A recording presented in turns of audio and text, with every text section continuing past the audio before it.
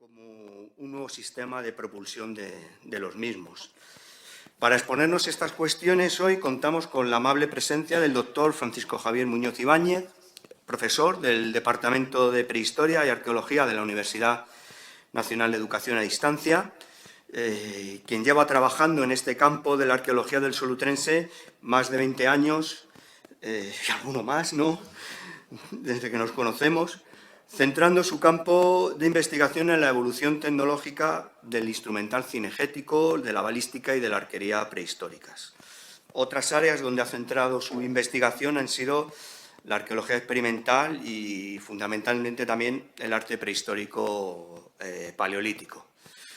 Toda esta labor queda reflejada en su actividad profesional como miembro de diferentes proyectos de investigación, tanto nacionales como internacionales, cuyos resultados se han plasmado en diversas monografías y en numerosos artículos. Y, bueno, pues cuenta asimismo con una amplia trayectoria en trabajos de campo, en diferentes yacimientos arqueológicos y en la documentación y prospección de arte rupestre, aunque en esta ocasión pues, me voy a limitar a citar, por ejemplo, los trabajos en la Cueva de Ambrosio, en Almería, un yacimiento, un sitio clave para comprender la dinámica del Solutrense en el superinsular, y, bueno, un yacimiento donde hemos compartido muy buenos momentos desde hace mucho tiempo. Y, pues, por mi parte, yo cierro aquí y le cedo la palabra al doctor Francisco Javier.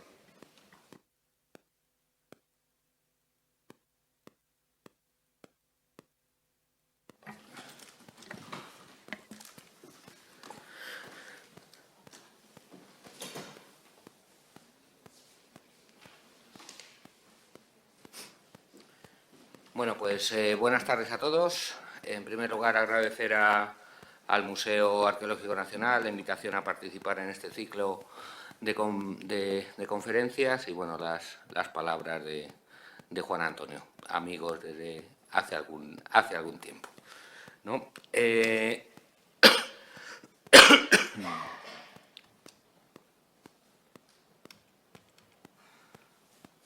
Vale, parece que va un poco lento.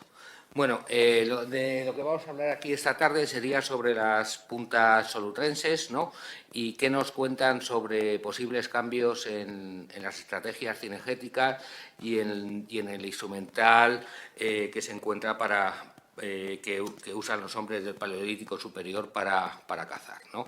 Los resultados que presentamos aquí no son únicamente míos, sino somos un equipo que, como ven, bueno, pues pertenecemos a la Universidad Nacional de Educación a Distancia, la Universidad Autónoma de Madrid, la Universidad de Murcia, el Museo Arqueológico Regional y la empresa de Siles y Arqueología.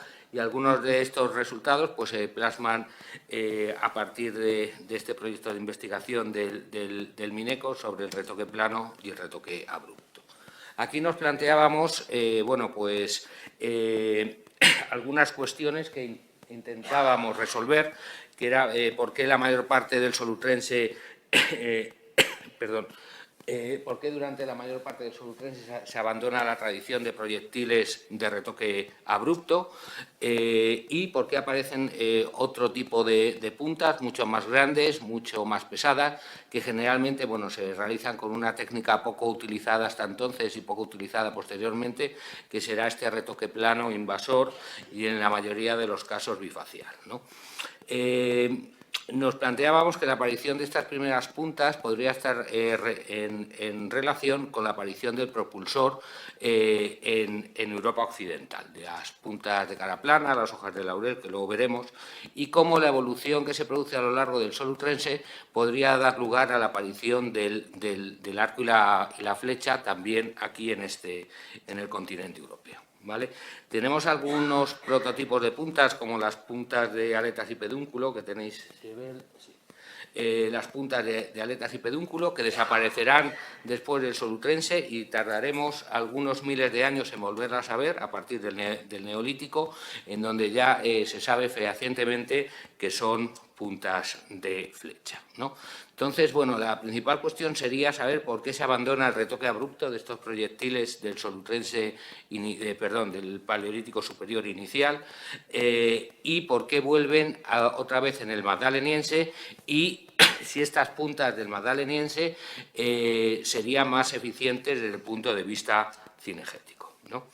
Como hemos dicho, bueno, en el Paleolítico Superior Inicial, en el Auriñaciense, el instrumental cinegético siempre está relacionado con estas puntas, con un retoque abrupto, en uno de los bordes, con diferentes morfotipos, como pueden ser la hojita de Eufor o la punta de la Fon Ibés. Algunas de ellas presentan, ahora lo explicaremos, fracturas de impacto que indican que han tenido una fractura violenta. En el gravetiense también aparecen fundamentalmente las puntas de la gravet, que serían estas de aquí, cuyo retoque abrupto, bueno, lo que hace es crear una superficie rugosa que facilite el enmangue en un astil, bien por pares simétricos o bien de forma individual, y en Europa Occidental aparece por primera vez un tipo de punta cinegética, la punta de la Font Robert, en donde por primera vez tenemos un elemento pedunculado para insertar en un astil, ¿no? También, bueno, las puntas de la gravet también tienen fracturas de impacto, micropulidos, residuos de adhesivos que indicarían que han sido pegadas a los astiles, y algunas fracturas también violentas, ¿vale? Algunos investigadores piensan que la punta de la Font Robert, que tenemos aquí, podría ser los primeros ejemplares de puntas de flecha, en donde, bueno, a partir de las fracturas se establecen diferentes hipótesis para el enmangue, y tenemos algunos ejemplares también con importantes fracturas de impacto y un porcentaje muy alto de fracturas en torno al pedúnculo, que era donde quedarían insertadas en el astil, ¿vale? Bien, pues todo este tipo de instrumental desaparece a partir del Solutrense. Como sabrán, bueno, es cuando se produce el máximo glaciar. Las comunicaciones entre Europa Occidental y Europa Oriental son bastante complicadas debido al aumento de los glaciares de los Alpes y de Escandinavia, y mientras que en Europa Oriental van a seguir la tradición gravetiense, en Europa Occidental, fundamentalmente la península ibérica y Francia, vamos a encontrar que empezamos a ver puntas totalmente diferentes a las que habíamos visto hasta ahora, ¿no? Las más antiguas serían las puntas de cara plana, realizadas sobre soportes laminares con un retoque en el anverso, ¿vale? Y a medida que avanzamos en la secuencia, pues cada vez tendrían más levantamientos en el reverso, sobre todo en el extremo proximal para eliminar el bulbo y en el extremo distal para configurar la punta.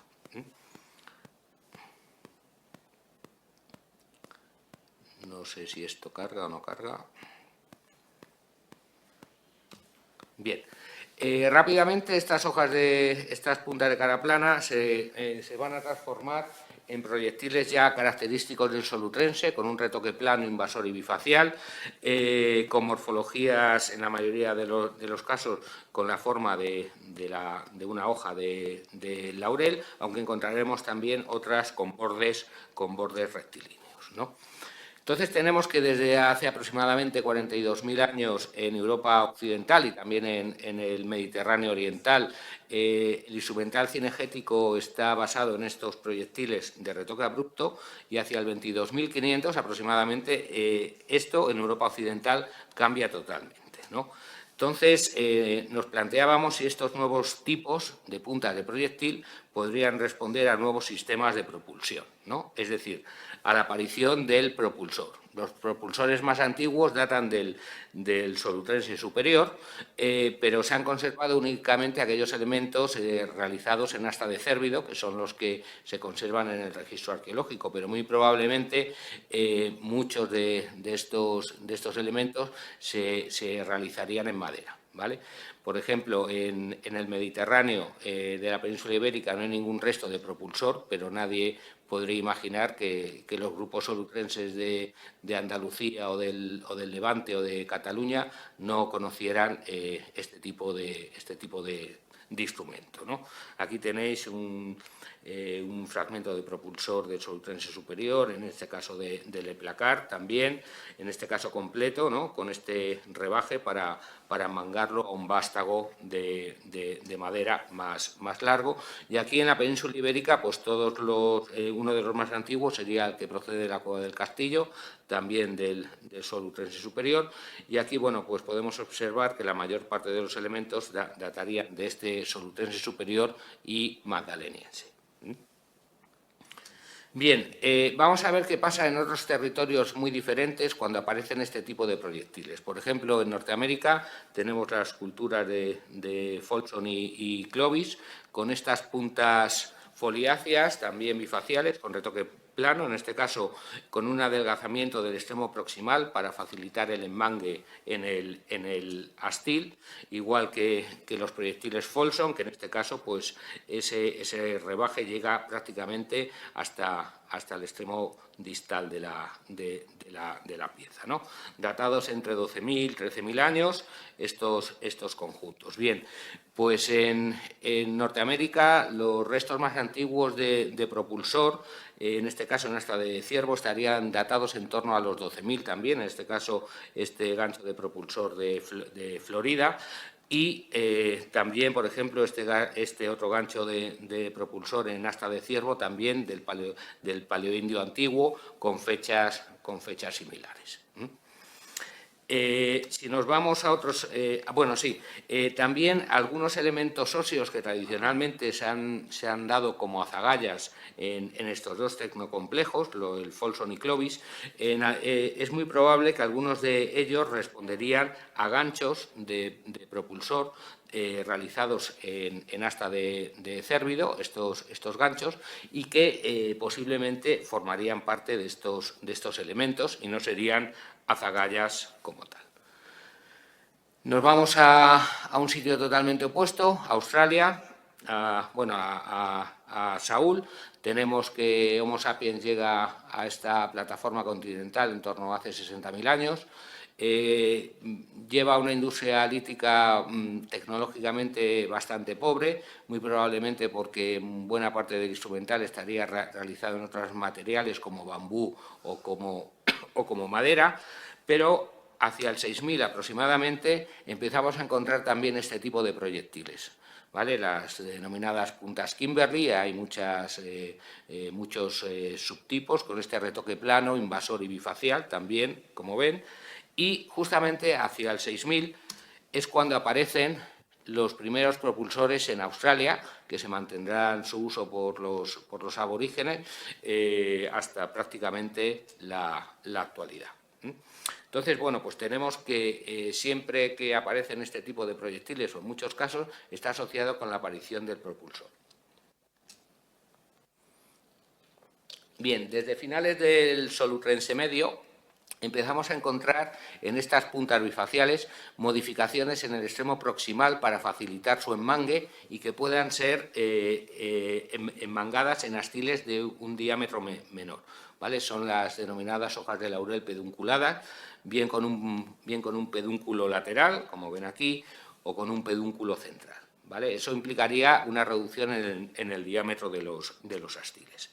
A su vez, empezamos a encontrar otros proyectiles como las hojas de sauce, similares a las hojas de laurel, pero en este caso con un retoque plano prácticamente solo en el anverso, también con una anchura proximal mucho más pequeña que el resto de las hojas de laurel. En la cornisa cantábrica tendríamos las puntas de base cóncava, también con esta concavidad para facilitar el enmangue y que reduciría el diámetro del astil. En la cornisa cantábrica también las puntas de muesca de retoque plano, también aparecerán en Francia. Y en el caso del Solutrense cantábrico, el de la costa mediterránea, encontramos puntas de aletas y pedúnculo. Las más antiguas proceden de los niveles del Solutrense medio de la cueva del Parpalló, es decir, que estaríamos en fechas similares donde se producen estas transformaciones, y posteriormente las puntas de muesca de retoque abrupto, que ya hablaremos más adelante de ella, ¿vale?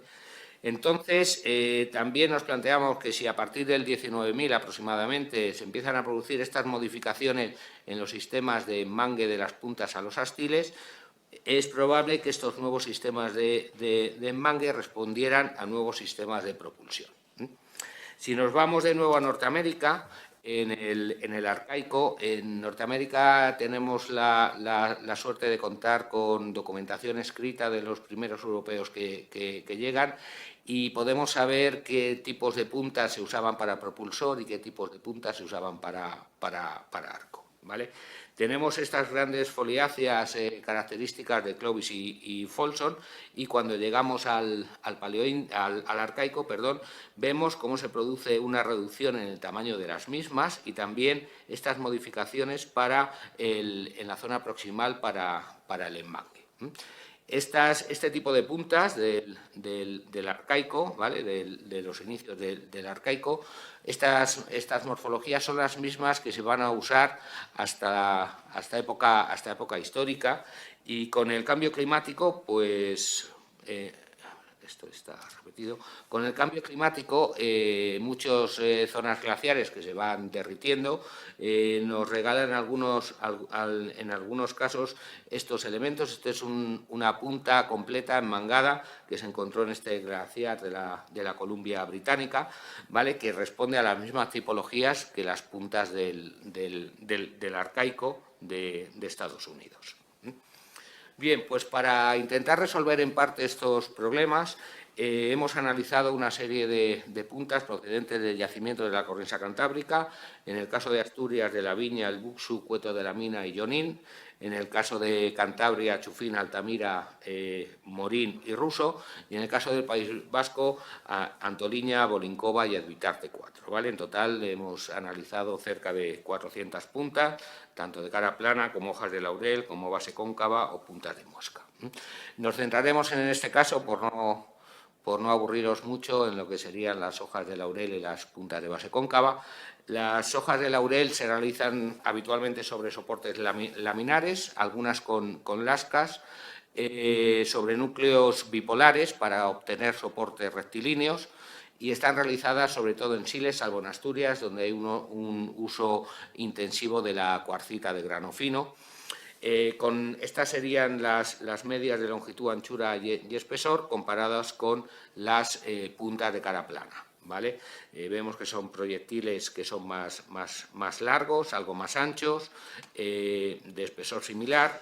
Sin embargo, tienen un ángulo en la punta mucho menor, es decir, una mayor capacidad de penetración que en las puntas de cara plana. ¿Vale? Y también tienen numerosas fracturas de impacto de diversa tipología.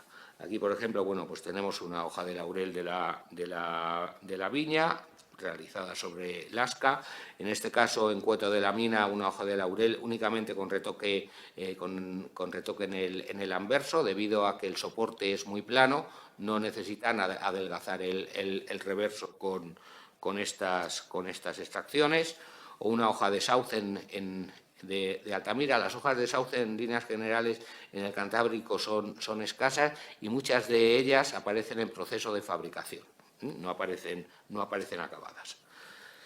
Bien, estas puntas, estas hojas con los datos proporcionados por estas hojas de laurel en cuanto a lo que sería longitud, anchura, espesor, ángulo de la punta, etcétera, hicimos un análisis estadístico de tipo clúster para hacer un agrupamiento para crear grupos homogéneos, y nos dio la existencia de dos grupos por tipometría, de dos grupos de puntas. ¿Vale? El denominado grupo 1 y 2 son fragmentos muy pequeños, fragmentos de hojas de laurel, que no dan la suficiente información para situarlo en un grupo o en otro. ¿Vale? Entonces, bueno, tenemos un subtipo 1, fundamentalmente con bordes rectilíneos, realizado mayoritariamente en siles, fundamentalmente realizados más sobre hoja que sobre el lasca, con puntas triangulares, con ángulos más pequeños en relación a lo que sería el subtipo 2. que como ven, bueno, pues aquí tenemos más bordes convexos, tienen también una mayor anchura, están realizados en su inmensa mayoría sobre el asca frente al subtipo 1, y tenemos pocas puntas triangulares, siendo más bien este tipo de puntas lanceoladas con respecto al otro elemento. Aquí, bueno, en este gráfico se puede observar cómo las puntas de las hojas de laurel de tipo 1 son algo más largas, más estrechas, de un espesor similar, con ángulos de la punta también similares, pero tienen un menor peso que las del subtipo 2, es decir, son proyectiles más ligeros. En cuanto a las puntas de base cóncava, pues también siguen el mismo esquema de fabricación que las hojas de laurel, y en la parte final del acabado es cuando se realiza esta concavidad, ¿vale? En relación con las hojas de laurel que aparecen en el solutrense medio, estas puntas de base cóncava serían del solutrense superior, pues son soportes que son más largos, algo más estrechos, son más ligeros y sobre todo tienen un ángulo mucho más agudo, ¿vale? En torno a 13 grados frente a los 20 de media de las puntas de las hojas de laurel. Aquí también, en este caso, el mismo análisis nos dio también la existencia de dos grandes grupos en función de estas variables de longitud, anchura, espesor y ángulo de la punta, ¿vale? El subtipo 1 pues están realizadas sobre soportes laminares con puntas triangulares, bordes casi siempre rectilíneos, muy bien definidos, frente a las del subtipo 2, en donde bueno, tenemos un mayor porcentaje de cuarcita y también bordes similarmente rectilíneos. En el caso de las puntas de base cóncava, la mayor parte de los soportes son soportes laminares. Únicamente, creo recordar, en 3 casos están realizados sobre el asca, como es este caso, y también apenas hay puntas en proceso de elaboración. En algunas, muy pocas, también tenemos estos bordes, este borde que no sería totalmente rectilíneo, sino algo convexo. ¿Vale? Y luego también, en cuanto a la concavidad de la base, vamos a encontrar bases cóncavas más o menos simétricas, como se puede ver aquí, pero también en muchas ocasiones tenemos bases asimétricas, ¿vale? Con una aleta más larga que otra. En muchos casos es por la fractura que se produce durante el uso de estas puntas, o incluso puntas en donde la concavidad es prácticamente recta. No sé si lo pueden observar. Aquí tendríamos la fractura de una aleta y aquí de otra, que es la que generaría esta concavidad, ¿vale? Aquí también, en estos dos grupos, vamos a ver sobre todo que tenemos unas diferencias importantes en cuanto al peso, con ángulos similares y anchuras también similares. En cuanto a las longitudes, el subtipo 1 sería que presenta mayores longitudes, ¿vale? Aquí tenemos, por ejemplo, se puede ver aquí muy bien esta concavidad asimétrica de estas puntas. Son puntas bastante largas. En Asturias van a estar realizadas fundamentalmente sobre cuarcita, ¿vale? Mientras que en el País Vasco únicamente aparecen realizadas en sílex. Comparando los grupos de puntas de hojas de laurel y puntas de base cóncava, podemos observar que tenemos un grado de similitud entre las hojas de laurel del tipo 2 y las puntas de base cóncava del subtipo 1. Y también esa misma similitud se puede ver con los otros dos grupos.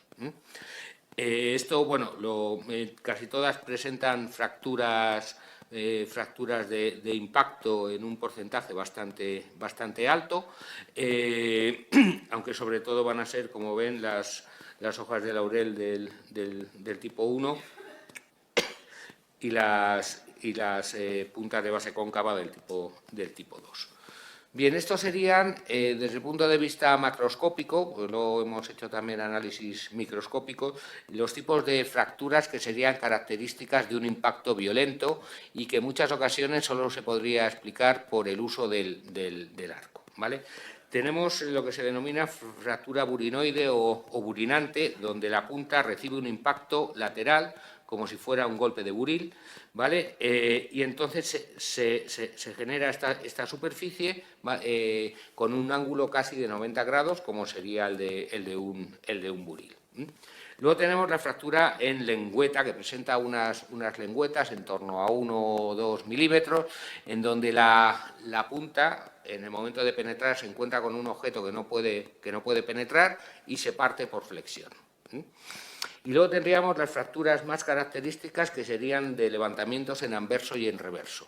En este caso, la punta, cuando penetra en el cuerpo del animal, se fractura, pero como lleva la energía cinética que le proporciona el astil, los dos fragmentos se van chocando. Y entonces aparecen estos levantamientos como si fuera un pequeño retoque en anverso, en reverso o en ambos lados. Hay otras muchas fracturas que se producen por impacto, pero que no aparecen o no hemos sabido detectar en el registro arqueológico, y estos tres tipos serían las más habituales, ¿no? Aquí tendríamos, por ejemplo, una fractura burinoide, un levantamiento en el reverso, en este caso, una lengüeta, este levantamiento en el anverso, producto de estos impactos violentos. Tanto en las hojas de laurel como en las puntas de base cóncava, pues encontramos estas fracturas en lengüeta, en este caso en antoliña, levantamientos en el anverso, como puede ser aquí en esta punta de base cóncava de Altamira, ¿vale? Levantamientos en el anverso y en el reverso, no sé si lo ven. Estos elementos son producidos por fracturas de un fuerte impacto, ¿no? Aquí tenemos también una fractura burinoide en Altamira, quizá una de estas de las que mejor se ve, y también tenemos fracturas, en este caso fracturas burinoides en el extremo distal y una fractura en el extremo proximal. En este caso casi todas están relacionadas con las puntas de base cóncava. No hemos podido terminar el estudio experimental, pero se podrían producir a la hora de extraer el astil del animal cazado.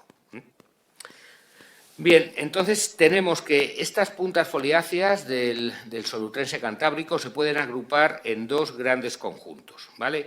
Es decir, que estos grupos del solutrense superior, de la cornisa cantábrica, harían dos módulos de puntas, independientemente de luego la tipología con la que nosotros las identificamos. Unas serían unas puntas más pesadas, posiblemente para lanzar con propulsor, y otras más ligeras, en donde muchas de ellas podrían haber sido puntas de flecha. Entonces, tenemos que hay dos estrategias en la producción de este tipo de proyectiles. En este sentido, pues lo que hicimos fue un programa experimental para ver cómo funcionaban estas puntas más ligeras como puntas de flecha, ¿no? Realizamos la construcción de cuatro arcos, uno de olmo, dos de fresno y uno de tejo, arcos simples, con una potencia que, como pueden ver, oscila entre los 40 y las 60 libras, con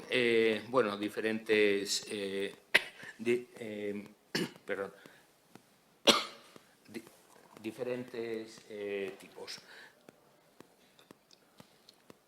Realizamos también una serie de astiles en madera, pino norte, con diferentes tipos de emplumado, ¿vale? Y para calcular las velocidades de inicio de impacto, en lugar de estropear puntas talladas, pusimos en el extremo distal de los astiles pesos que oscilaban entre los 2 y los 10 gramos. Entonces, todas estas flechas fueron lanzadas a través de un velocímetro, que es lo que nos mide las velocidades de inicio de impacto, a 0 metros y a unos 12 metros, con unas velocidades que oscilan de inicio, de salida, entre 40 a 50 metros por segundo y de impacto entre 30 a 35 metros por segundo. ¿Vale? Aquí, bueno, tenemos estos lanzamientos, en este caso del punto de la energía de salida, y a partir de ahí pues realizamos una serie de réplicas de estas puntas que estudiamos en la cornisa cantábrica, en total unas 200, que fueron insertadas en astiles de flecha y las más pesadas en astiles de propulsor, ¿vale? Estas puntas fueron enmangadas en unos antefustes de boj para poder reutilizar los astiles, que es lo que más nos costaba fabricar, y fueron fijadas a los mismos mediante brea de abedul y en todos los casos teníamos el emmangue reforzado con tripa y sin tripa. Estos serían algunos de los resultados, y también con una almáciga formada por cera de abeja, resina de pino y ocre. ¿Vale? Estos serían los antefustes, que son los que luego se engarzarían en los astiles.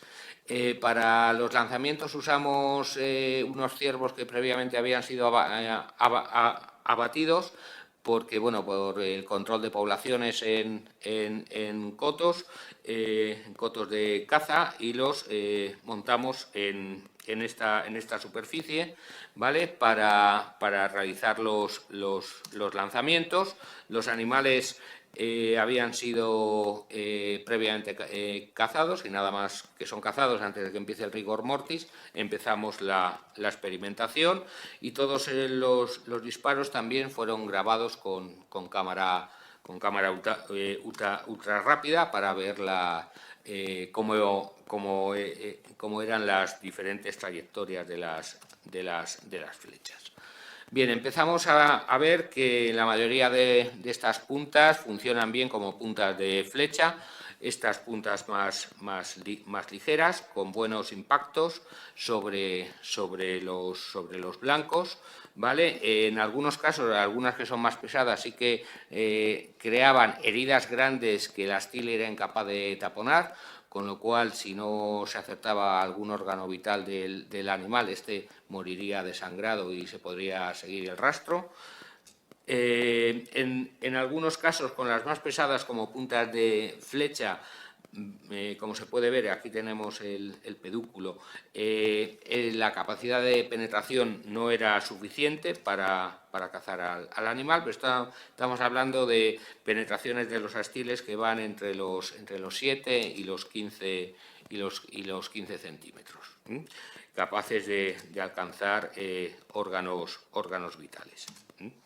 Y, bueno, también tienen una gran potencia y son capaces de traspasar algunos huesos, como pueden ser las costillas. Bien, este proyecto de experimentación quedó interrumpido por un bichito ya habitual, conocido de todos, ¿vale? Y esperemos retomarlo el mes que viene o en enero para terminar el proceso de experimentación. Aunque sí, bueno, sí os voy a contar otras experimentaciones que hemos realizado con otras puntas, en este caso con las puntas del solutrense superior y superior evolucionado del ámbito mediterráneo, que aparecen de forma muy frecuente en todos los yacimientos, desde Castellón hasta Cádiz y algunos de los yacimientos interiores. Uno de los prototipos más característicos de este solutrense extracantábrico sería la punta de aletas y pedúnculo, que, como veis, bueno, está realizada con un retoque plano, invasor y bifacial. Se llama, bueno, de aletas, porque tiene 2 aletas y un pedúnculo central, con morfologías muy similares a lo que luego serán las puntas de flecha del Neolítico. ¿vale?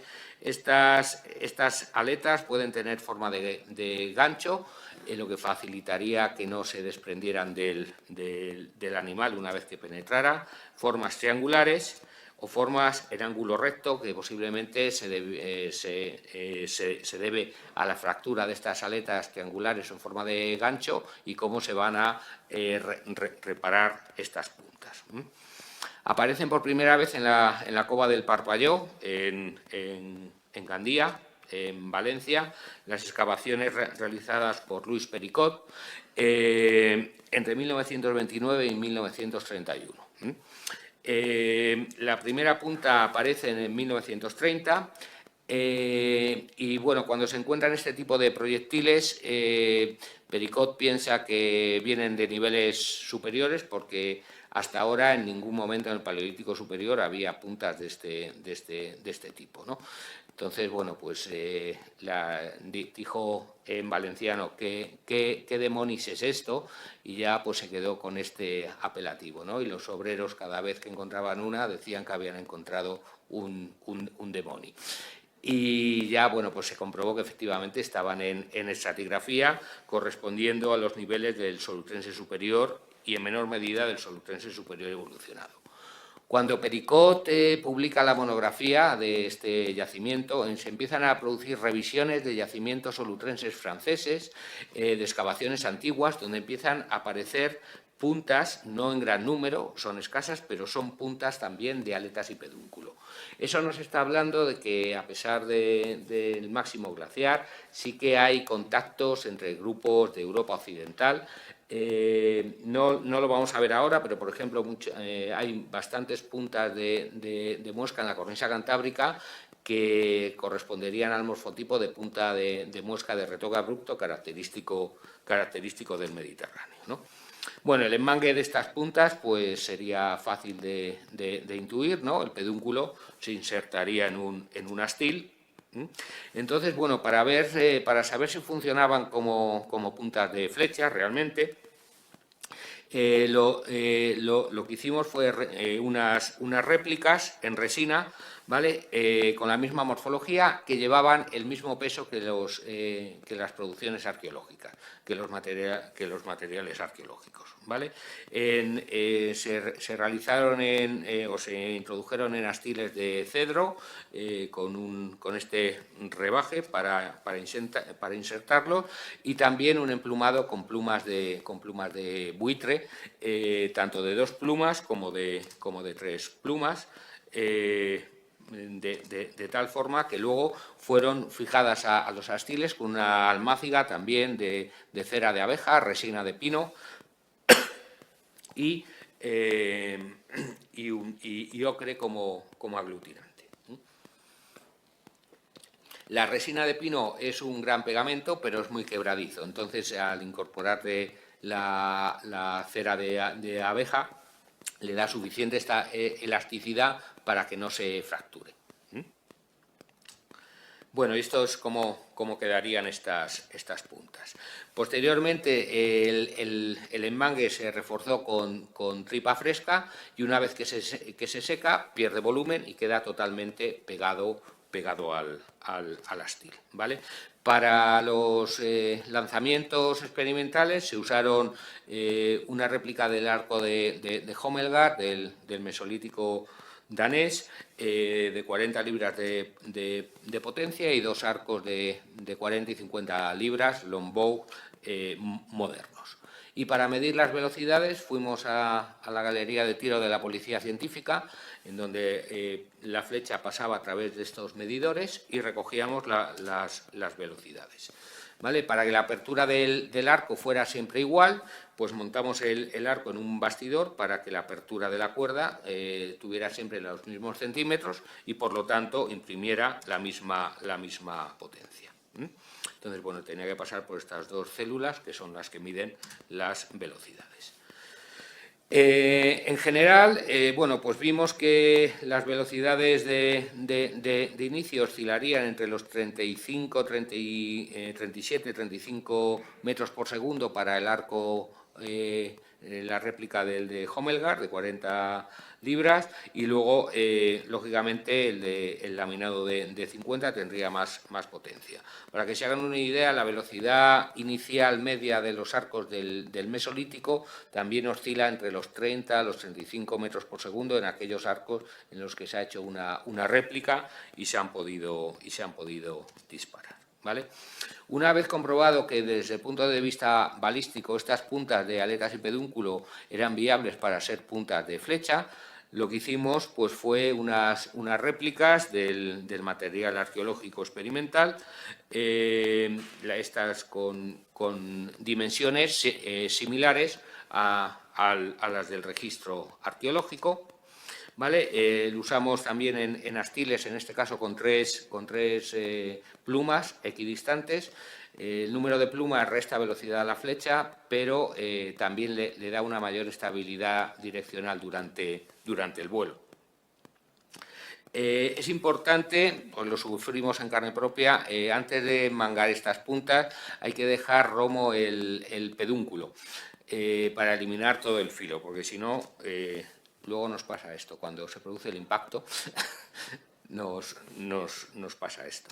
Entonces, bueno, fueron enmangadas con una almáciga, en este caso con ceniza, resina y ocre, y el enmangue también fue asegurado con tendón, ¿vale? Reforzado con tendón para crear este tipo de proyectiles. En este caso se disparó a un sarrio, un sarrio viejo, a una distancia de unos 12 metros, creo recordar, en donde, bueno, en un principio uno puede pensar que estas puntas son muy frágiles, que se van a romper enseguida. Bueno, pues tanto las hojas de laurel como las puntas de base cóncava, como las puntas de aletas y pedúnculo resultaron tener una gran resistencia. Hubo algunas que se clavaron directamente en el suelo que no se fracturaron, algunas se fracturó, como ven aquí, pero vamos, tienen una larga durabilidad. Estas son la localización de los impactos en el sarrio, donde, bueno, pues en la caja, impactos en la caja torácica, en abdominal, algunas de las costillas también las fracturaron, así como algunas vértebras de la columna vertebral. De tal forma que, bueno, pues que estas puntas de aletas y pedúnculo, el sistema de propulsión de las mismas, pues serían puntas de flecha. El otro morfotipo que aparece en el solutrense sacantábrico son las puntas de muesca de retoque abrupto, ¿vale? Son puntas realizadas sobre soportes laminares con un retoque abrupto que se emplea para generar la muesca y puede aparecer total o parcialmente en el extremo opuesto. Se realizan siempre sobre soportes laminares, en donde, bueno, como pueden ver, pues el retoque tampoco ocupa toda la punta. Las muescas pueden estar orientadas tanto a la izquierda como a la derecha, aunque en la inmensa mayoría están orientadas a la derecha. Posiblemente las que están orientadas a la izquierda, pues, posiblemente sea debido a que los talladores son zurdos, pero bueno, para el enmangue no tendría mayor problema. La morfología de las muescas puede ser en forma de coma, como la de la izquierda, forma trapezoidal o forma triangular. Y en cuanto a la morfología de los bordes, tenemos puntas con bordes rectilíneos, ¿vale?, con una morfología muy triangular, puntas en donde el borde opuesto a la muesca es rectilíneo, pero el borde de la muesca es ligeramente convexo, lo que tendría una menor penetración en los tejidos, puntas donde el borde de la muesca es rectilíneo y el opuesto convexo, y puntas donde los dos bordes son convexos. Luego veremos la importancia de estos elementos. Bien, la punta de muesca de retoque abrupto aparece identificada por primera vez en la cueva de Vélez Blanco, en Almería, en las excavaciones de Federico de Motos, que es el farmacéutico local, y que le manda un dibujo al abate Braille de una de las primeras que se encuentran, esta en concreto, y que la introducirá en su obra las divisiones del Paleolítico Superior y su significación como un tipo nuevo. Bien, para ver la efectividad de estas puntas, pues también realizamos diferentes tipos de puntas a partir del material arqueológico. En este caso, utilizamos grupos de 3 puntas de muesca para ser enmangadas, de 2 puntas de muesca y puntas únicas, como aparece aquí. En cuanto a las dimensiones, bueno, lógicamente el material experimental, como se puede ver, son puntas que son un poco más largas, más anchas, más gruesas y con un ángulo ligeramente también más grande. Es decir, que cogimos elementos que teóricamente son menos favorables para que actúen como puntas de flecha, ¿vale? Aquí tenemos también los ángulos de los diferentes puntas y el peso. Lógicamente, las flechas que van a ir con una sola punta son las flechas más pesadas y las flechas que van a ir con 3 son, como se puede ver, las flechas más ligeras. Para el enmangue en los astiles utilizamos, en este caso, resina de abedul. Algunos de los astiles, la punta fue endurecida al fuego para darle una mayor capacidad de penetración y aprovechamos lo que es el retoque abrupto para introducirlo en los astiles con diferentes morfologías que ahora veremos. Bien, todos los modelos experimentales los hicimos unos reforzados con tendón y otros sin tendón, ¿no? Para crear, bueno, estos ejemplares, y el emplumado, pues también con plumas de buitre, de 2 y 3 plumas, en donde aparecen también unidos al astil con tripa fresca. Estas son bueno, algunos de los modelos de las flechas que ahora veremos. Astiles con 3 puntas, 2 puntas y 1 punta, ¿vale? En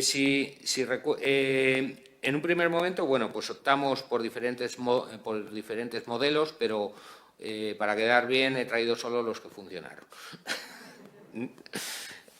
Tenemos flechas con 3 cuchillas en el astil, ¿vale? Estas son puntas cinegéticas actuales realizadas en metal, en donde tienen, como ven, 3 cuchillas. Eso va a provocar una herida mucho más amplia y va a provocar que el astil no tapone la herida. Entonces, bueno, en nuestro caso cogimos diferentes modelos, en concreto 3. Aquí tenemos astiles con 3 puntas de flecha, astiles con 3 puntas de muesca, ¿vale? En este caso situadas a la misma altura. El modelo 3B correspondería a puntas que no aparecen situadas a la misma altura, sino unas más altas y otras más bajas.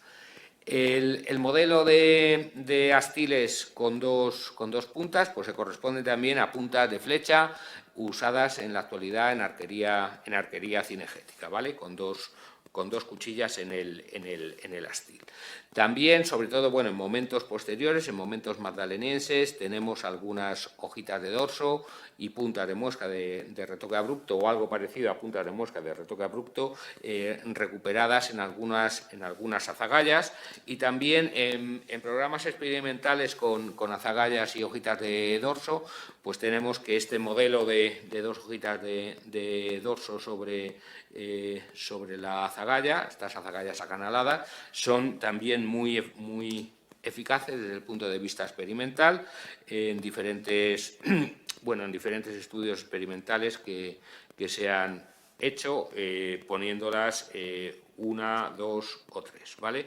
En nuestro caso, pues también tendríamos dos modelos, uno el modelo con puntas dispuestas de forma asimétrica y otra dispuesta de forma simétrica, con tendón y sin tendón, ¿no?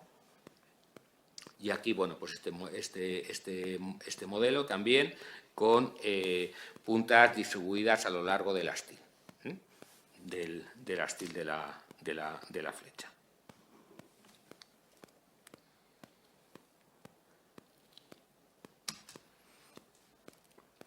Bien, otro modelo que también funcionó fue el que está basado sobre todo en los estudios realizados sobre las puntas hamburguenses del Mesolítico de Europa septentrional, en donde aparece este tipo de puntas similares desde el punto de vista morfológico a las puntas de muesca de retoque abrupto, en donde la muesca se quedaría hacia afuera, ¿vale? Aquí tendríamos la muesca, en este caso, cubierta por la resina de abedul, en este caso sin refuerzo de tendón y también reforzadas con tendón. Y el último tipo pues sería con la muesca hacia el interior del astil. En este caso y en el anterior tendríamos solo flechas con una sola punta. Este es el modelo que utilizaron Genès y Plisson en sus estudios sobre puntas de muesca de retoque plano del solutrense francés, con este sistema de embanque. Bien, y también en otras puntas anteriores, como las gravet y las microgravet del gravetiense, bueno, pues los trabajos de Soriano también indican la posibilidad, o los estudios experimentales indicarían la viabilidad de este retoque abrupto hacia fuera del astil. Aquí, bueno, pues tenéis algunos ejemplos de nuestras flechas en este tipo, tanto con refuerzo de embangue y sin embangue. Los arcos con los que realizamos los disparos, pues es el arco de Homelgar, la réplica del arco de Homelgar, que ya vimos anteriormente, y otros dos arcos laminados de 40 y de 50 libras de potencia. Y los lanzamos sobre dos gamos, en este caso un individuo juvenil que fue sacrificado por tener una enfermedad de unos 22 kilos y también un macho adulto de unos 45 kilos. Los disparos oscilaron entre los 8 y los 12 metros de distancia, ¿vale? Y bueno, tenemos que en las flechas del primer tipo, las flechas funcionan muy bien, ¿vale? Pero solo a partir de arcos con una potencia de 50 libras. Aquí tenéis, bueno, aparece el tipo de arco con el que se ha disparado, ¿vale? Y los centímetros que ha penetrado en el cuerpo del animal y la velocidad estimada de impacto. ¿Vale? En algunos casos, bueno, pues tienen una gran capacidad de penetración, como se puede ver, llegando en algunos casos a atravesar al animal. Y también, bueno, el estudio que hicimos de las puntas una vez que fueron desmontadas presenta fracturas de impacto similares a las que hemos visto anteriormente y que aparecen también en el material arqueológico, ¿vale? En las del tipo B funcionan también las asimétricas con arcos de 50 libras, con grandes capacidades de penetración, ¿vale? En los que son de menos de 50 libras, como se puede ver, apenas hay una penetración sobre el animal. Presentan también fracturas de impacto, como se puede ver en la ampliación de la foto. Y en el caso de este modelo sin refuerzo de embangue, con los arcos de 40 libras, también funcionaría bien, con el de Homelgar, con estos centímetros de penetración sobre el animal, ¿vale? Y también, bueno, pues aparecen fracturas de impactos y elementos característicos de enmangue de punta de flecha. Bien, en cuanto a las del tipo 4B, pues también funcionan bien, aunque las puntas se separarían las puntas que no están reforzadas el enmangue con tendón se desenmangan del astil, quedan dentro del animal o bien se pierden. Entonces, el registro arqueológico no nos indica esto, debido a que tenemos una gran cantidad de puntas, ¿vale? Entonces, el enmangue, sea cual sea el sistema de propulsión, siempre tiene que estar con un refuerzo de tendón para que se pueda recuperar la punta. Y en estos casos, bueno, en todos los casos, también el extremo distal del astil tiene que estar bastante afilado. En estas también, en las con una sola punta con la muesca hacia afuera, pues tenemos también gran capacidad de penetración con estas velocidades de impacto, donde también, bueno, pues son capaces de atravesar, en este caso, al individuo juvenil, y tenemos también pues fracturas de impacto en la zona de la muesca. Y el último tipo, pues también tenemos, como veis, con el arco de Homelgar, el menos evolucionado, tenemos también penetraciones importantes de hasta 50 centímetros. Por lo tanto, bueno, hemos visto que este tipo de aquí es cinegéticamente es muy rentable, pero necesitaría arcos de al menos 50 libras de potencia para que pueda ser efectivo. Todas las puntas que no tienen refuerzo de enmangue se sueltan en el momento del impacto, con lo cual esto no sería viable porque no reproduce el material arqueológico que nos encontramos en los yacimientos, ¿vale? Tanto este tipo como este. Tenemos que en los lanzamientos, bueno, pues tenemos de todas las puntas un 13% con fracturas distales de impacto, un 20% con fracturas proximales. En el registro arqueológico tenemos un alto porcentaje de extremos proximales de puntas de muesca, que son las que se quedarían unidas en los astiles. Tenemos también pulidos de atravesar zonas duras, como pueden ser los huesos, pulidos en el filo, con lo cual el enmangue siempre tiene que estar reforzado con tendón. Y la punta, para que sea funcional, viable, tiene que estar muy afilada, ¿vale?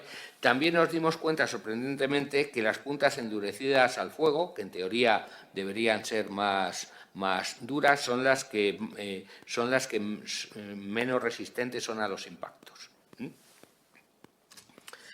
Por lo tanto, los tipos más idóneos serían estos tres de aquí, las flechas con dos puntas y con una punta en un extremo, bien con la muesca hacia afuera, bien con la muesca hacia adentro. Estos tipos, sobre todo el primero, necesitaría puntas con el borde rectilíneo ligeramente curvo para su correcto enmangue, mientras que las Optra, los otros dos tipos, pues se adaptarían mejor las puntas con uno de los bordes curvos. Por lo tanto, digamos que las puntas de flecha con dos puntas requerirían el subtipo A, ¿vale? Subtipo A, subtipo B, con un borde totalmente rectilíneo. Si vemos en la secuencia, tanto de la cueva de Ambrosio como de Parpalló, que es de donde hemos tomado los datos, porque son los yacimientos que tienen más puntas, vemos que a medida que avanzamos al final de la secuencia, el número de puntas de subtipo A y subtipo B es cada vez mayor. Por lo tanto, podríamos deducir que en el solutrense superior tendríamos, sobre todo en mangues, con una punta, y a medida que avanzamos en la secuencia, serían más abundantes los astiles de flecha con dos puntas, que serían también los más eficientes desde el punto de vista cinegético. Bueno, pues muchas gracias por vuestra atención.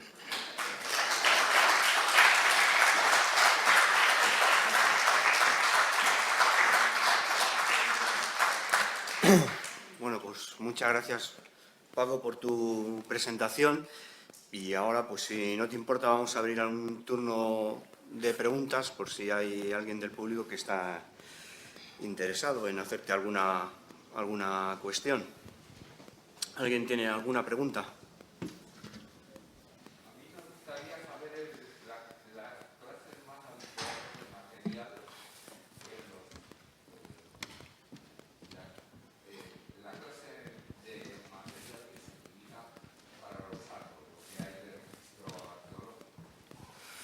Vamos a ver, la madera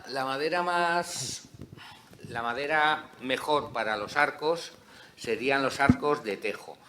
¿Por qué? Porque por diferencia de color se puede saber cuánta duramen y cuánta albura hay en un arco, ¿vale? El duramen es lo que le da rigidez y la albura lo que le da flexibilidad. Si te pasas si tiene mucha albura, no recupera la forma una vez que lo disparas, y si tiene mucho duramen, lo más fácil es que fracture. El problema es que el tejo no es habitual en Europa occidental hasta el Neolítico. Por eso los primeros arcos, los que se han recuperado, suelen ser generalmente de olmo, de fresno. Incluso en algunos sitios en latitudes más septentrionales, como en Rusia, los que se han recuperado en el del permafrost son de picea. Lo que pasa es que son arcos, esos son bastante largos, con lo cual no necesita que haya mucha flexión para alcanzar la potencia necesaria. Y en cuanto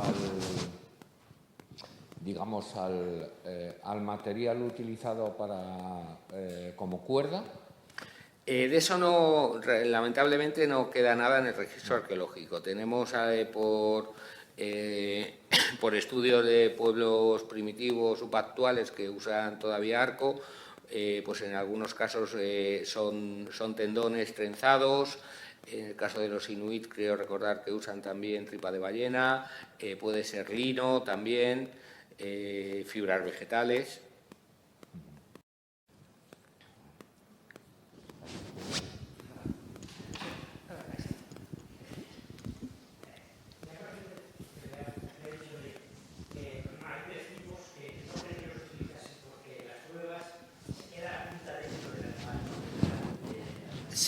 O se pierde al sacarla. Sí, pero en el registro arqueológico no tendríamos muchas puntas, porque se pierden. Habitualmente, bueno, en el caso de Ambrosio, de muchos yacimientos del solutrense mediterráneo, no se llevan todo el animal. En muchas ocasiones se llevan una parte, ¿vale? Lo que explicaría que, por ejemplo, los fragmentos mesiales, esos sí que sabemos que llegan dentro del animal o de la parte que se lleven del animal, que son estas puntas que se fracturan dentro, ¿vale? Eso sí, pero si se sueltan las puntas, esas puntas no aparecerían en los yacimientos en gran número. Estamos hablando que, por ejemplo, creo recordar de la cueva del Parpalló, de los niveles del solutrense superior evolucionado, creo que tenemos unas 500 y pico puntas de muesca. Solo ahí. Además, bueno, también tendrían interés en recuperarlas para volver a dispararlas.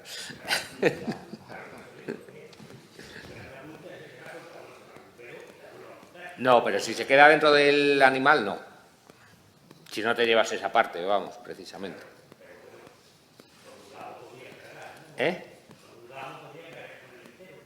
Sí, bueno, depende de la cantidad de carne existente, el tamaño del grupo y la necesidad.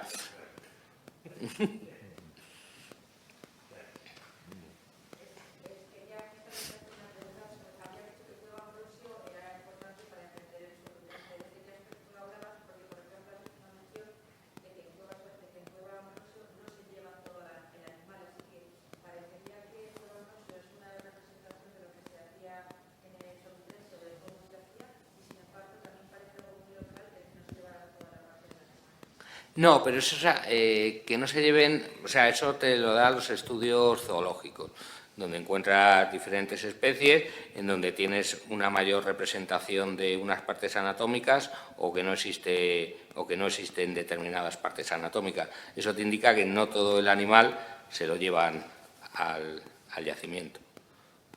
Pero no es especialmente en Cueva Ambrosio, sino que en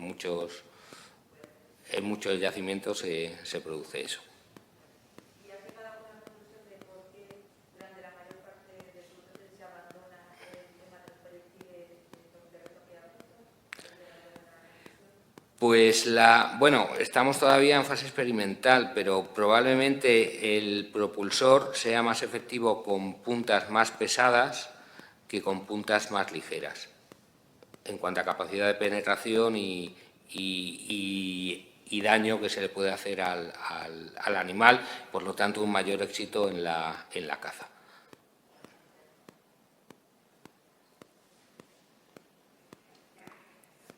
Pues yo, al hilo de esa pregunta, también te quería preguntar, en tu opinión personal, por qué, dada la eficacia, ¿no?, cinegética de estos proyectiles con retoque a presión, bifacial, invasor, ¿no?, plano, en un momento dado se abandonan. Yo creo que se abandonan, o podría ser una explicación. Puede haber muchas y, como siempre, pues, posiblemente sean múltiples. Pero si los primeros ejemplos de arco aparecen a partir del magdaleniense medio, es probable que ya el diseño de la punta no sea tan necesario para la efectividad cinegética, porque eso lo supliría la potencia del lanzamiento. También, posiblemente, en el Solutrense, con el máximo glaciar, el descenso de recursos, etcétera, en Europa Occidental se da una nueva tecnología para asegurarse los recursos cárnicos. Pero ya a partir del magdaleniense medio tenemos el arco más antiguo. Posiblemente la potencia de esos arcos hacen que el diseño de la punta sea menos importante. Sí, podría ser un poco un camino que también has visto, que como se ve un poco ahí en los sistemas de mangue que has propuesto, tal vez el avance hacia los útiles compuestos, ¿no?, en esos sistemas de mangue, Sí. esa vuelta a los dorsos, ¿no? Y una última pregunta o valoración personal que te quería hacer también es si esta aparición del retoque abrupto del retoque bifacial y plano es un tanto brusca o no en el solutrense, como definición del solutrense. ¿Quiénes serán estos solutrenses? ¿De dónde vinieron? Y por el panorama que has dibujado, hay como una cierta especialización de tipos geográficos. No sé si es acertada la idea o no, la analogía. Un poco estaba sentado ahí y me recordaba a las películas del oeste, ¿no?, cuando al vaquero le disparan una flecha y coge y dice, estos son sius, son sosones, por el diseño, ¿no?, porque has hablado de puntas de aletas y pedúnculo en el Mediterráneo, base cóncava en el Cantábrico. Un mundo de la identidad territorial que podía empezar a fraguarse entonces. Sí, posiblemente, bueno, sea cuestiones culturales, pero como comentaba antes, puntas de aletas y pedúnculo las encontramos en Francia, desde los yacimientos situados en la parte más oriental. Cuando hemos estudiado las puntas de muesca de la cornisa cantábrica, que se supone que son de retoque plano, invasor, bifacial, hay muy pocas que sean similares a las francesas.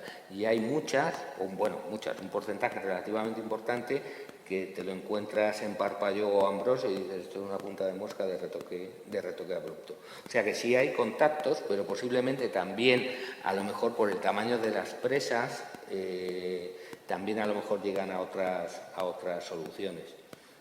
Porque bueno, en el Mediterráneo, sobre todo, aparte del conejo, caballo y ciervo, y en la Conesa Cantábrica la especie más cazada en el Solutrense sería ciervo, pero ya sabemos que cuanto más al norte el tamaño de los animales va aumentando. Muy bien, ¿alguna pregunta más? Yo, haré una pregunta, a ver si puedes sacar conclusiones del estudio respecto al tema de la estrategia de caza del Solutrense. Que no entiendo, ¿con qué te refieres a estrategia? ¿Las técnicas con que cazaban? Si eran... Si estamos hablando de cazadores en grupos definidos, campamento base... Eso no, pero eso depende de la tipología de los yacimientos. Habemos yacimientos que son, digamos, de larga duración o que van habitualmente, y luego otros yacimientos donde van a realizar actividades concretas, que puede ser la caza, puede ser coger materias primas, la pesca del salmón en el Cantábrico en la temporada en que van a desovar. Pero bueno, esa gente que va allí tiene que comer y para ello tiene que cazar también.